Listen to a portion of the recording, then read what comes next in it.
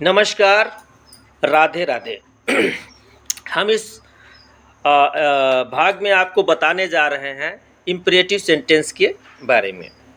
आप गूगल करिए या फिर यूट्यूब पर जाकर सर्च करिए, आप किसी अध्यापक से पूछिए, आप किसी भी व्यक्ति से पूछिए कि इम्परेटिव सेंटेंस क्या होते हैं। तो सिंपल सी बात बताएंगे कि इम्परेटिव सेंटेंस चाहे कमांड हो, रिक्वेस्ट हो, ऑर्डर हो, सजेशन हो, तो ये सभी जो चीज़ें होती हैं वो क्या कहलाती हैं? Imperative sentence.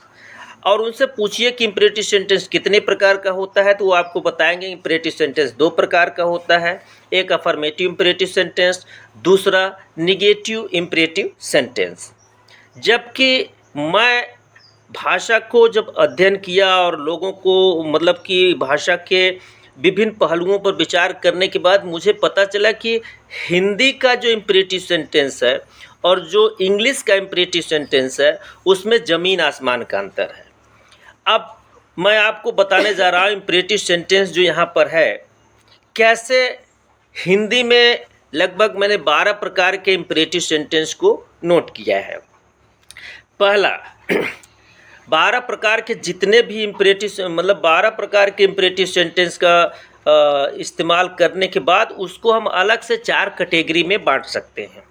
अब पहला प्रकार का जो इम्परेटिव सेंटेंस होता है उसमें हिंदी में किसी भी मात्रा का प्रयोग नहीं किया जाता है, हिंदी के रूट वर्ड का प्रयोग किया जाता है। जैसे चल, हट, जा, बैठ, उठ, रुक, सुन, ये पहला प्रकार का हो जाता है। दूसरा प्रकार का जो इम्परेटिव सेंटेंस होता है उसमें अक्सर आ की मात्रा लगा दी जाती है। जैसे बैठा, जा, उठा, रुका, सुना। तीसरे प्रकार का जो मात्रा हो इम्परेटिव सेंटेंस होता है उसमें ई की मात्रा लगा दी जाती है। ई की मात्रा से तात्पर्य क्या है कि जैसे बैठी, उठी, जाई, रुकी। अगले प्रकार के जो इम्परेटिव सेंटेंस होता है यानी कि चौथे प्रकार का इम्परेटिव सेंटेंस होता है उसमें ऊ की मात्रा लगा के बोली जाती है। जैसे उठूं, बैठूं, जाऊं, रुकूं, सुनूं। तो ये चौथे प्रकार का हो जाता है। पांचवें प्रकार का जो होता है उसमें अगर हम देखें तो ए की मात्रा लगाई जाती है। ए की मात्रा से तात्पर्य ये है कि जैसे जाएं, उठें, बैठें, रुके, सुने, आए, तो यहाँ पर ए की मात्रा लगती है। अक्सर हम इसको कुछ जो चीज़ें होती हैं उसको नेशनलाइज कर देते हैं अधिकांश में।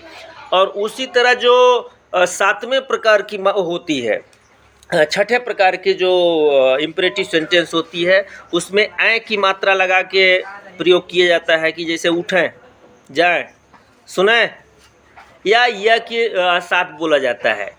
तो ये छठा हो जाता है। सातवें में ओ की मात्रा लगा के बोली जाती है। उठो, जाओ, बैठो, सुनो, रुको। अब कहीं कहीं हमने देखा है कि लोग औ की मात्रा या व के साथ भी प्रयोग करते हैं, जैसे उठो, रहो, जाओ, सुनो। तो यह अगर हम देखें तो कुल मिला जुला के जितने हिंदी की मात्राएं हैं उसमें इसका प्रयोग किया जाता है। और उसके बाद ये आए, जैसे कि चलिए, उठिए, बैठिए, रुकिए, सुनिए, आइए। उसके बाद हमने देखा है सिर्फ ना का प्रयोग करके भी जो है कि लोग इम्परेटिव सेंटेंस का प्रयोग करते हैं। जैसे चलना, उठना, बैठना, रुकना, सुनना। तो इसको भी जो है हम टोन में बदल करके इम्परेटिव सेंटेंस का प्रयोग करते हैं। और हमने देखा है ताती ते का प्रयोग भी करके लोग इम्परेटिव सेंटेंस का प्रयोग करते हैं।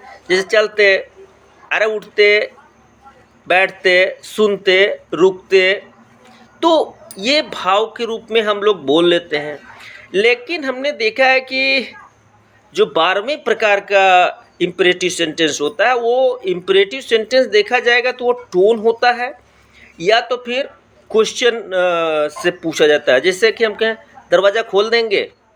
अब दरवाज़ा खोल देंगे ये टोन है, क्या आप दरवाज़ा खोल देंगे, ये प्रश्नवाचक है। यानी टोन और क्या कहते हैं कि टोन और प्रश्न के आधार पर जो है हम लोग इम्परेटिव सेंटेंस का प्रयोग करते हैं। इस तरह से हिंदी में कुल 12 प्रकार के इम्परेटिव सेंटेंस बनाए जाते हैं। फिर उस 12 प्रकार के सेंटेंसों को 4 में कन्वर्ट किया जाता है। जैसे मान लो हम कहें बैठो, अब बैठो मत बैठो, ये इम्परेटिव का जो है अफर्मेटिव और निगेटिव हो जाता है, बैठो मत बैठो।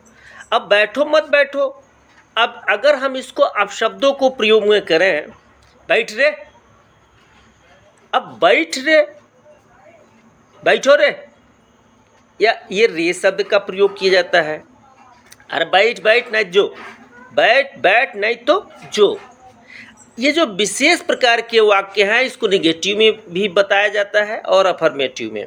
इस प्रकार से मेरे हिसाब से जो अफर्मेटिव सेंटेंसेस हैं वो कुल 12 प्रकार के होते हैं और ये 12 प्रकार के सेंटेंसों को 4 प्रकार में कन्वर्ट किया जाता है।